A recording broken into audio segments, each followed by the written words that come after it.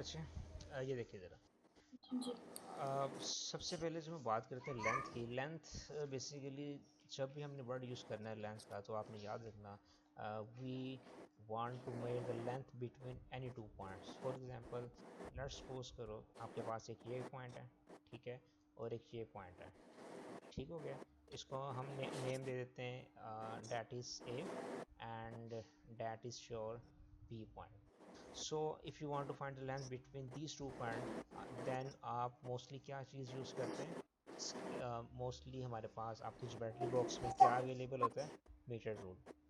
अभी आपकी जो वॉइस है, अपना माइक ऑफ कर दोगे?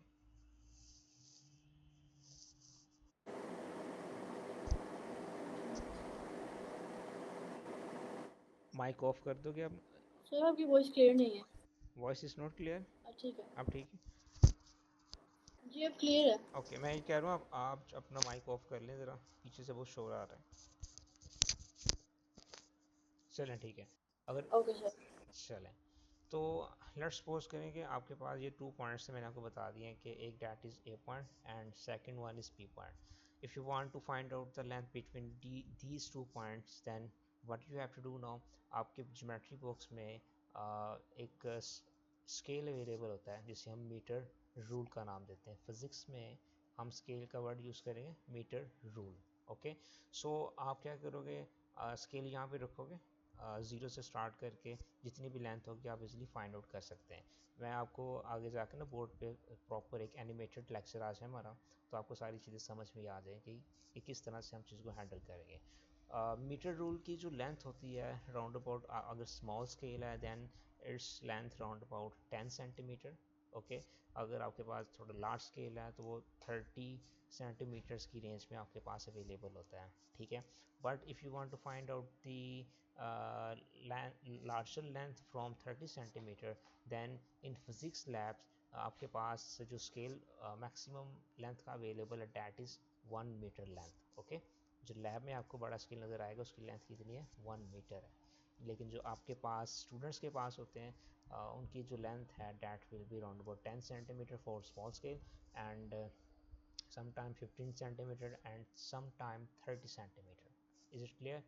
And second thing, if you find the length more than 1 meter, then you have to use the meter tape. ये जितने भी आपके जो इंजीनियर्स हैं जो घरों की कंस्ट्रक्शंस करते हैं उनके पास ये मीटर टेप अवेलेबल होती है। द रीज़न इज़ डैट इस मीटर टेप में जो लेंथ अवेलेबल होती है in centimetres, inches, millimetres and you can say foot, ठीक है। बहुत सारे यूनिट्स जो हैं इस मीटर टेप पर मेंशन होते हैं, ठीक हो गया।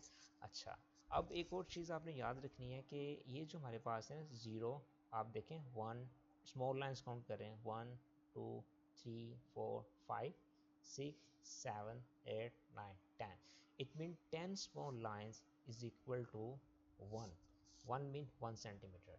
तो ये अब जो पॉइंट्स मैं बताने लगा ना ये आपने ना अंडरस्टैंड करने डीपली।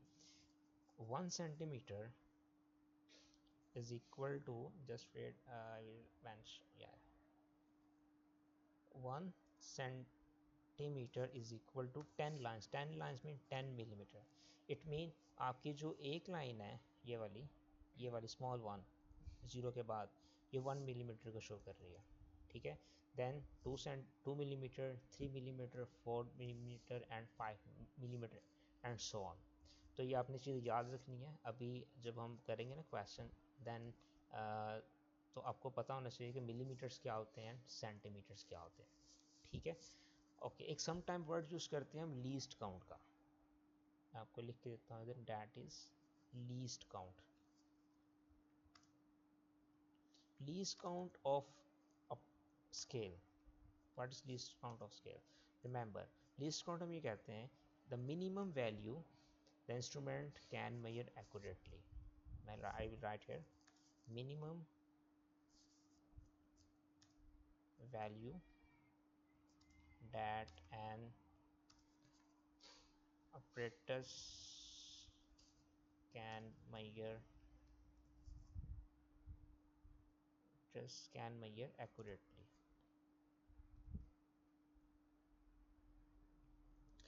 इट मीन अगर आप इस स्केल की बात करते हैं, ये जो स्केल है, ये मिनिमम जो वैल्यू मेजर कर सकता है वो 1 मिलीमीटर है। अगर 1 मिलीमीटर से कम वैल्यू मेजर करना चाह रहे हैं आप, देन आप इस स्केल का इस्तेमाल नहीं कर सकते, बिकॉज आपको ये एरर शो करेगा। आपको पता ही नहीं चलेगा कि अगर 0 और 1 मिलीमीटर के बिटवीन अगर आपके पास कोई लेंथ आ जाती है, तो आपको पता ही नहीं चल रहा है ये क्या रेंज आ रही है। ठीक है, तो वहाँ पे जाकर आपको फिर एक नई डिवाइस की तरफ मूव होना पड़ता है। मैं आपको नेम बता देता हूँ, लेकिन वो जो डिवाइसेस थी अब कैमब्रिज ने आपके सिलेबस से निकाल दी हैं। डैट वाज स्क्रू गाज एंड वर्निंग कैलिपर्स। मैं आपको गूगल पे दिखा भी दूंगा। अभी जस्ट हम इस पे फोकस करते हैं अपने क्वेश्चंस के ऊपर। चलिए, ये तो सारा मैंने आपको जस्ट इंट्रोडक्शन दे दिया कि डिवाइस कौन सी यूज़ करनी है। यहाँ तक क्लियर है? Yes sir. चलो, नेक्स्ट इज प्रिसीजन। क्या होता है? जो भी मैंने ऊपर लीस्ट काउंट की बात की है, size value, the precision of an instrument is the smallest unit an instrument can major. वो मैंने बता दिया आपको। That in case of scale आपको मैंने बता दिया इसकी वैल्यू कितनी है, 1 मिलीमीटर। ओके, इससे कम जो है आपका स्केल वैल्यू मेजर नहीं कर सकते। That is the precision of an instrument, या second word you can use least count of an instrument. Okay, अब लेट्स सपोज करें जो कैमरेज का क्वेश्चन था कि how you can find out the length between 2 points. ठीक है, तो ये हमारा प्रोसीजर है। ये स्टेप्स आपने एज इट इज़ याद रखने हैं, क्योंकि अगर आपको इन स्टेप्स का पता है तो आप इजीली पास्ट पेपर को हैंडल कर सकते हैं। इसके मैंने दो केस बनाए, case number 1 and case number 2। ठीक है, first case is very simple. First case ये है कि लेट्स सपोज करें आपके पास ये एक सिंपल रेक्टेंगुलर शेप है। आप इसकी लेंथ मेजर करना चाह रहे हैं, और आप मोस्टली क्या करते हैं, जब आप लेंथ मेजर करते हैं तो आप जो है अपना स्केल ज़ीरो पर रखते हैं। मतलब जहाँ से आपका ऑब्जेक्ट का स्टार्टिंग पॉइंट है, वहाँ पे स्केल का ज़ीरो प्लेस करते हैं। फिर ज़ीरो से आप देख लेते हैं कि उसकी जो लेंथ है कहाँ पे फॉल कर रही है। तो इस केस में हमारे पास जो इस ऑब्जेक्ट की लेंथ है, that is 8 centimetre. Is it clear? तो मैंने ऊपर पॉइंट बता भी दिया है, to measure the length yes. By measuring metre rule start from the zero mark of the scale. तो ये फर्स्ट केस है कि आप ज़ीरो से स्टार्ट कर रहे हैं। मेजर द एंड पॉइंट, ये that is end point of the object from the scale. Then ये जो एंड पॉइंट बता देगा इसकी जो लेंथ जो भी है। ठीक है, ये एक सिंपल केस था। लेकिन समटाइम ये होता है कि आपका स्केल टूट जाए। ठीक है, if your scale is broken, आपको जो ज़ीरो है वो स्टार्टिंग में नहीं है, क्योंकि अब आपका स्केल टूटा हुआ है। आपका हाफ पीस है आपके पास और हाफ नहीं है। Then in that case what you have to do now, in that case you have to apply the case number 2। Case number 2 is, आपने क्या करना है, सबसे पहले डायग्राम दिखाऊँ मैं आपको। डायग्राम पे फोकस करें ज़रा। ये देखें, क्या करना आपने, सपोज करें ये आपके पास एक शीट्स पड़ी हैं पेपर्स की, जिस तरह A4 साइज़ पेपर होता है ना प्रिंटिंग का, तो उसका एक पैक पड़ा हुआ है, उसमें 500 शीट्स हैं। अब वो कह रहे हैं कि इनकी लेंथ आपने हाइट फाइंड करनी है, और लेकिन आपकी जो स्टार्टिंग रीडिंग है वो 10 से स्टार्ट हो रही है, एंड आपकी यहाँ पे कहीं 12 के बाद 12 के बाद आपको नज़र आ रही है। ठीक है, सो इन डैट केस आपने क्या करना है, सबसे पहले इसकी आप वर्ड यूज़ करेंगे लेंथ इंटरवल। ठीक है, length interval mean distance between 2 points. वो कैसे फाइंड करना है, ये देखें। स्टार्टिंग वैल्यू आपकी कहाँ पे आ रही है, 10 पे। इसको आप नेम दे देंगे x1 का, और ये जो आपके पास एंड पॉइंट शीट का नज़र आ रहा है, इसको हम नेम दे देंगे x2 का। I will write here, that is, ये पॉइंट हमारा हो जाएगा x1। ठीक है, और ये वाला जो हमारा पॉइंट है ये हो जाएगा x2। ठीक हो गया? अच्छा, अब आपने क्या करना है, आपने ये तो लिख दिया x1 और x2। अब आपने देखना है x1 की वैल्यू कितनी, डैट इज 10 सेंटीमीटर।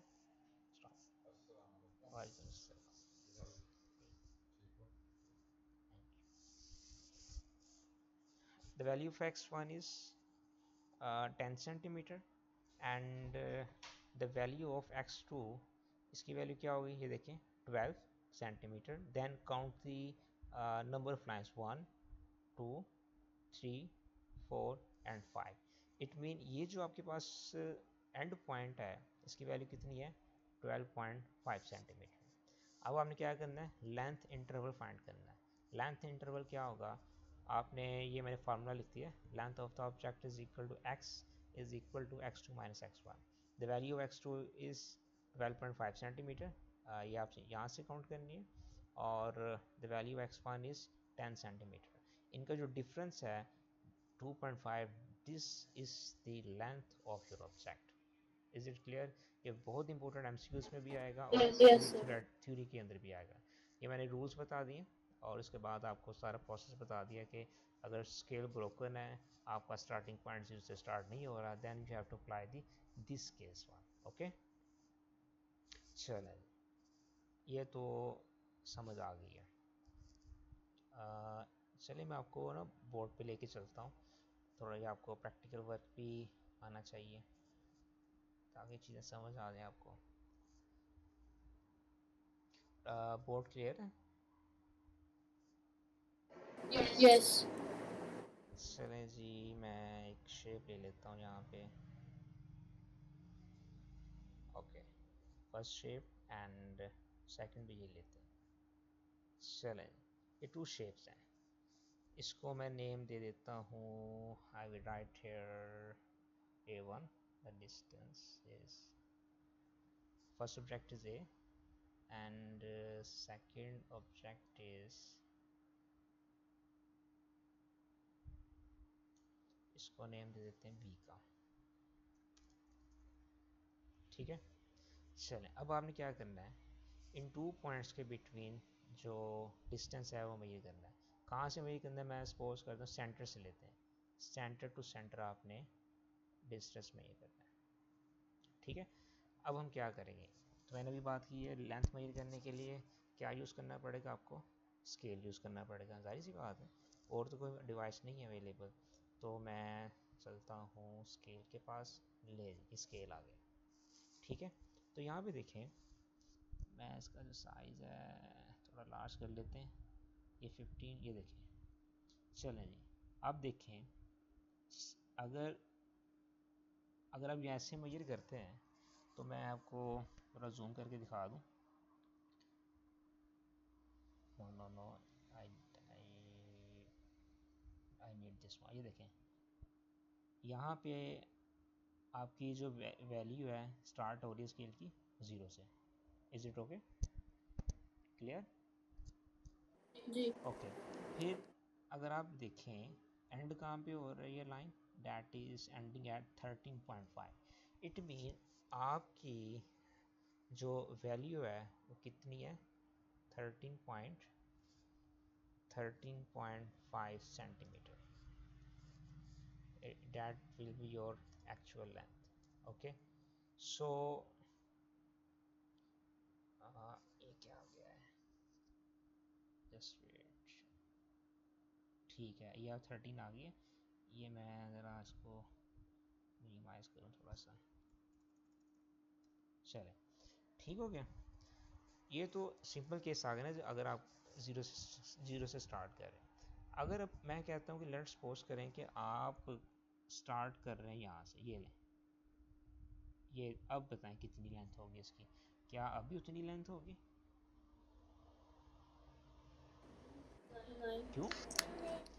अब आपका सर अब वो एरर आ गया क्योंकि हम जीरो से नहीं शुरू करें, फिर हम वो यूज करेंगे formula.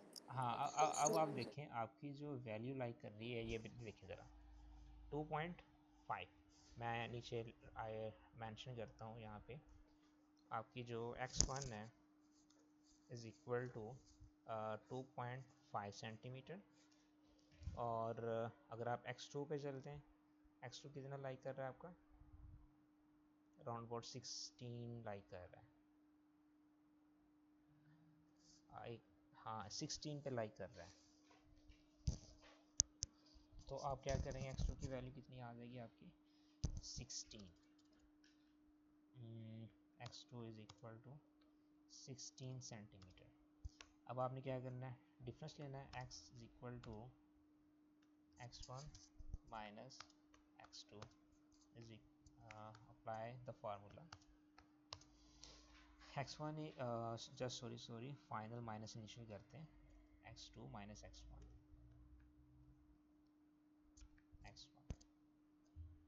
the value of x2 is 16 centimeter minus x1 is 2.5 centimeter. Then what you have to do now, subtract करें, आपका क्या आंसर बनेगा, अगेन 13.6 बन जाएगा। Is it clear? Yes, sir. Again देखें, आपकी लेंथ उतनी ही निकलनी है जितनी आप जीरो से स्टार्ट करके निकाल रहे थे।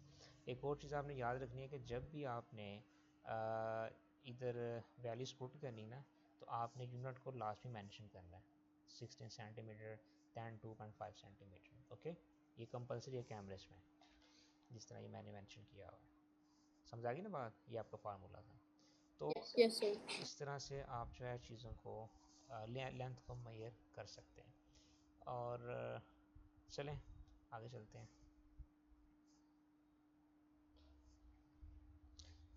ओके, ये आपके पास लेंथ मेजर होगी। एक टॉपिक हमारा, ये मैं आपको दिखा भी देता हूँ, सिंपल, ये देखें, लेंथ इज टन। अब आपने क्या करना है, volume, before volume we will study area, then we will study the volume. Okay,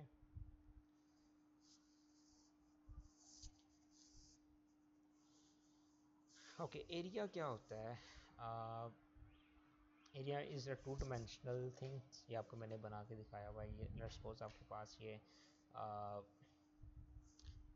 rectangle shape given है, ये जो मैं शेडेड कर रहा हूँ ना, ये that is called area. Okay, that is area. अब एरिया फाइंड कैसे करना है? सबसे पहले इसमें दो चीज़ें हैं इसके अंदर। सम टाइम आपके पास रेगुलर ऑब्जेक्ट्स होते हैं और सम टाइम इरेगुलर ऑब्जेक्ट्स होते हैं। रेगुलर ऑब्जेक्ट्स उनको कहते हैं जिनकी डायमेंशन आप इजीली फाइंड आउट कर सकते हैं, ठीक है, जिनकी लेंथ, विथ एंड हाइट आप with the help of scale आप मेजर कर सकते हैं। बट अगर आप क्या कहते हैं, आपको ज्योमेट्री, जिस तरह आप ये कह लें कि स्टोन मिल जाए बाइट से, उस स्टोन की तो कोई शेप ही नहीं होती, ठीक है, तो इन डैट केस वो ऑब्जेक्ट कहलाते हैं इरेगुलर ऑब्जेक्ट्स। तो ये दो केसेस हैं। आज हम फर्स्ट केस देखते हैं, रेगुलर ऑब्जेक्ट्स, और कल हम इरेगुलर ऑब्जेक्ट्स को फॉलो करेंगे, ठीक है। चलें जी, मैंने डेफिनेशन बता दी आपको। अब सपोज करें ये आपके पास टू डायमेंशनल ऑब्जेक्ट है, स्क्वायर। स्क्वायर क्या होता है?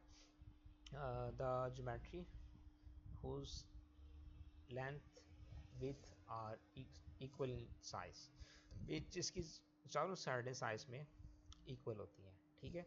सपोज करें इसकी ये जो साइड है, मैंने इसको एक्स नेम दे दिया, और इसकी वैल्यू कितनी है, 4 सेंटीमीटर। अगर ये 4 सेंटीमीटर है तो सारी सब साइड्स उनकी 4 सेंटीमीटर ही होगी। और आपने ये जो मैंने एरिया शेड किया हुआ ये फाइंड करना है, तो क्या करेंगे, आपने पढ़ा होगा 7th क्लास के अंदर, area of a square is equal to length multiply by length. The हम यहाँ पर विथ का यूज़ इसलिए नहीं करते क्योंकि स्क्वायर की सब साइड्स क्या होती हैं, सेम होती हैं। So length, the symbol of length I have mentioned here x, और again x multiply by x is equal to x square. ये फार्मूला बन गया आपका, ठीक है। तो आपने x की वैल्यू कितनी पुट करनी है, 4 सेंटीमीटर, ये आपको गिवन है यहाँ पे। Again multiply by 4 centimetre, then you will get 16 centimetre का स्क्वायर। स्क्वायर इसलिए आ रहा है क्योंकि यहाँ पे 2 सेंटीमीटर यूज़ हो रहे हैं, 2 लेंथ यूज़ हुई है, ठीक है। लेकिन अगर आप ऊपर जाएँ, मैंने आपको यहाँ पे कहीं भी स्क्वायर शो नहीं किया, नज़र आ रहा है आपको, power is 1। So 1 simple centimetre जिसकी पावर 1 हो, that is use for length, and if you right centimetre square, that will be use for area. Is it clear? ये इंपॉर्टेंट पॉइंट है।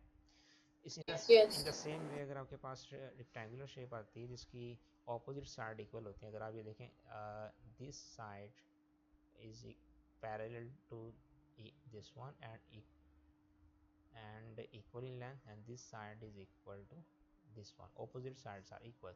अगर ये 5 सेंटीमीटर है तो आपकी ये भी 5 सेंटीमीटर की होगी, अगर ये 3 सेंटीमीटर है तो ये भी आपकी 3 सेंटीमीटर की आ गई, ये आपकी 5 की होगी। ठीक है, सो इस केस में आप लेंथ मल्टीप्लाई बाय विथ करेंगे। द रीज़न इज दैट इनकी लेंथ और विथ डिफरेंट है। Length is 5 centimetre, width is 3 centimetre, then again you will get 15 centimetre का स्क्वायर। तो ये तो हम सिंपल में बात कर रहे हैं ना कि रेगुलर ऑब्जेक्ट्स के लिए आप उनका एरिया कैसे फाइंड आउट करेंगे, ये तो बहुत आसान है। लेकिन जो हमारा नेक्स्ट टॉपिक होगा ना कल का, आज का नहीं, मैं कल की बात कर रहा हूँ। सो उस केस में हम देखेंगे कि अगर आपके पास इरेगुलर ऑब्जेक्ट्स आ जाए, उस केस में एरिया और वॉल्यूम कैसे निकालेंगे वो हम बाद में देखेंगे। चलें आगे हम चलते हैं। नेक्स्ट हमारे पास आ रहा है वॉल्यूम। वॉल्यूम हम मोस्टली स्टडी करते हैं 3 डायमेंशनल ऑब्जेक्ट्स के लिए। 3 डायमेंशनल मीन फॉर एग्जांपल ये आपके पास एक क्यूबिकल शेप है। अब this is x axis, this is your y axis, this is your z axis. 3 dimensional object, इसलिए मैंने यहाँ पे 3D लिखा हुआ है। ठीक है, अब वॉल्यूम कहते किससे हैं, ये मैंने डिफाइन कर दिया, स्पेस ऑक्यूपाइड एन ऑब्जेक्ट। ये उस क्यूब के अंदर आपको ये जो स्पेस एम्प्टी नज़र आ रही है, डैट इज़ द वॉल्यूम।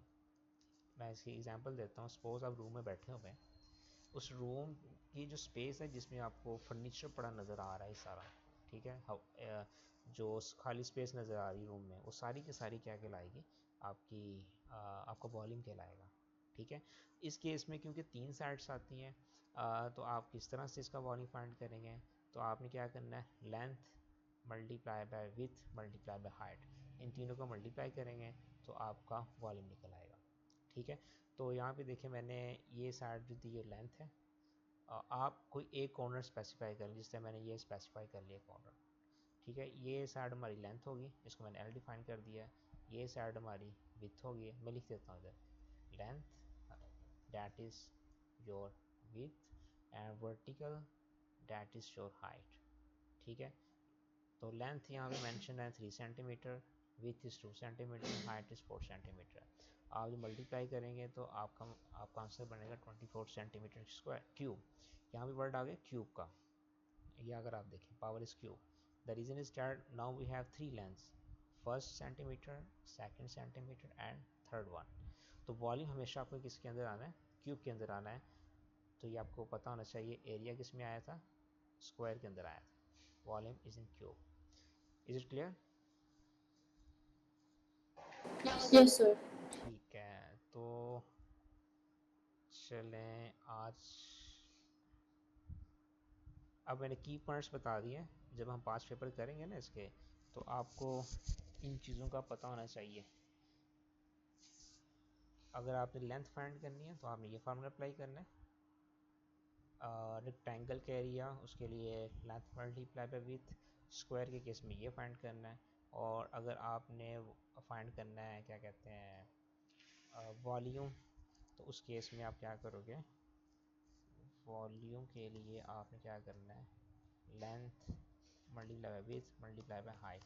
तो ये फार्मूला, तो ये 4 की पॉइंट्स हैं जो आपको याद होने चाहिए। समझ आ गई बात आपको? Yes sir. यहाँ तक कोई क्वेश्चन है तो पूछो। नहीं कोई क्वेश्चन नहीं है, everything is clear. Everything is clear now? Okay, चलें आगे।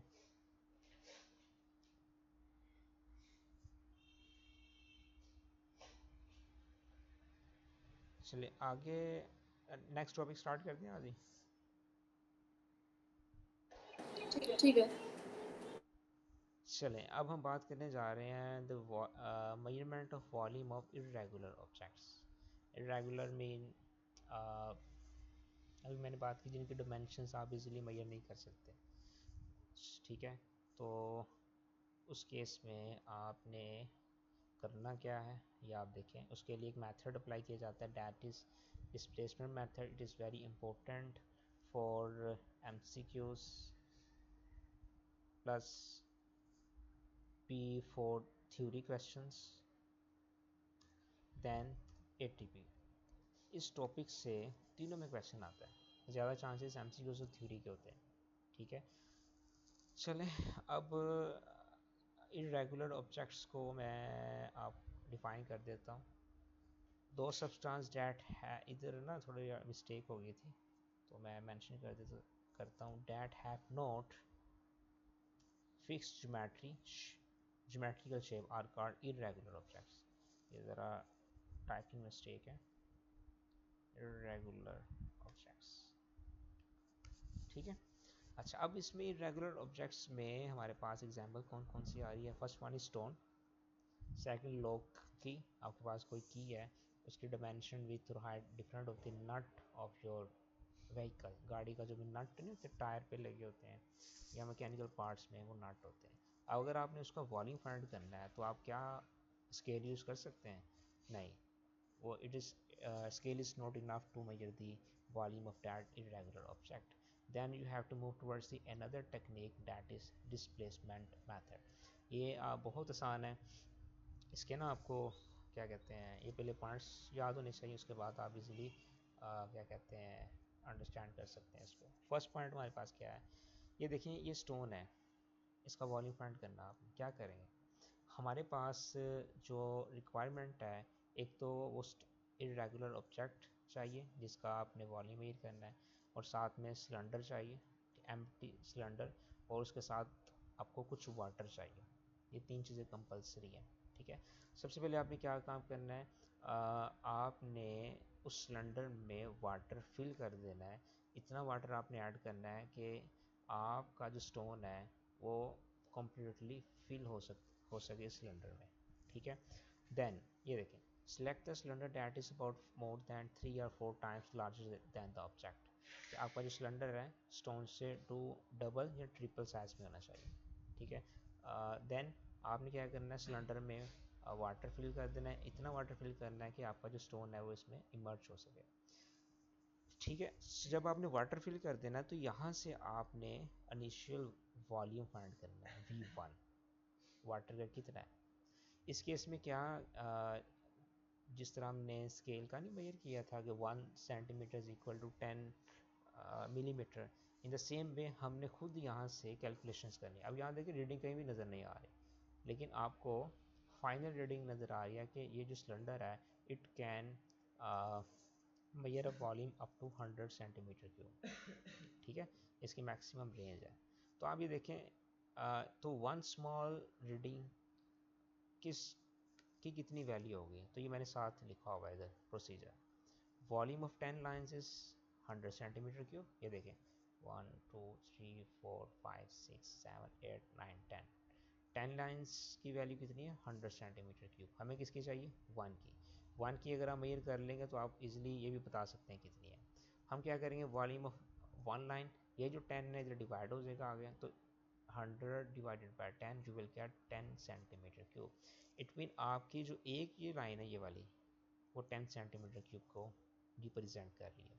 देन 10 20 30 40 50, इट मीन आपका जो वॉल्यूम है वाटर का, that is V1 is equal to 50 centimetre cube. Is it clear? ये पॉइंट समझ आया आपको? Yes sir. चलो अब हमने क्या करना है, यहाँ से इसको उठाना है, स्टोन को यहाँ से उठाकर इसमें पोर कर देना, जिस तरह आपको नज़र आ रहा है। जैसे ही आप इसमें पोर करेंगे it will occupy some space in that cylinder, क्योंकि इसने कुछ ना कुछ वॉल्यूम तो ऑक्यूपाई करना है ना, जितना ये वॉल्यूम ऑक्यूपाई करेगा स्टोन, उतना ही वाटर का लेवल यहाँ से राइज करके एक स्पेसिफिक लेवल पे जाकर रुक जाएगा, ठीक है, जैसे आपको नज़र आ रहा है। जैसे ही आपने फिलअप किया और वाटर लेवल आपको राइज होगा और यहाँ पे जाके स्टॉप हो गया, ये देखें। अब इसकी वैल्यू कितनी है, आपने ये निकाली हुई थी ना, 1 लाइन की वैल्यू 10 सेंटीमीटर क्यूब थी, तो ये कितने पे लाई कर रहा है, ये देखें 1 2 3 4 5 6 7 8, तो आपने V2 वॉल्यूम मेजर कर लिया 80 सेंटीमीटर क्यूब। ओके, अब आपने क्या करना है, अब आपने ये देखें इन दोनों वॉल्यूम का डिफरेंस निकाल लेना, जिस तरह हम लेंथ का निकाला था। तो ये फार्मूला मैंने लिख दिया। Volume of the object will be equal to V2 minus V1। V2 हमारे पास है 80, V माइनस 1 है 50, तो आपका जो वॉल्यूम निकलेगा that will be 30 centimetre cube. इसका मतलब ये है कि आपके पास ये जो स्टोन था, इसने जो वॉल्यूम ऑक्यूपाई किया यहाँ पे, it will be equal to 30 centimetre cube. ये जो मैंने पॉइंट्स बताए हुए ना आपको, ये पॉइंट्स आपने इसलिए याद करने हैं क्योंकि ATP के अंदर सम टाइम वो आपसे प्रोसीजर पूछ लेते हैं। वो आपको स्पेस भी देगा, मैं आपको दिखाऊंगा क्वेश्चंस जब हम सॉल्व करेंगे। उसने कहना diagram with the help of the diagram how we can find out the volume of irregular object. तो आपको सारा कुछ एक्सप्लेन करना पड़ेगा, ठीक है? समझ आ गई? जी। चलिए, यहाँ से भी क्वेश्चन है तो मुझसे पूछना आज के लिए। No question.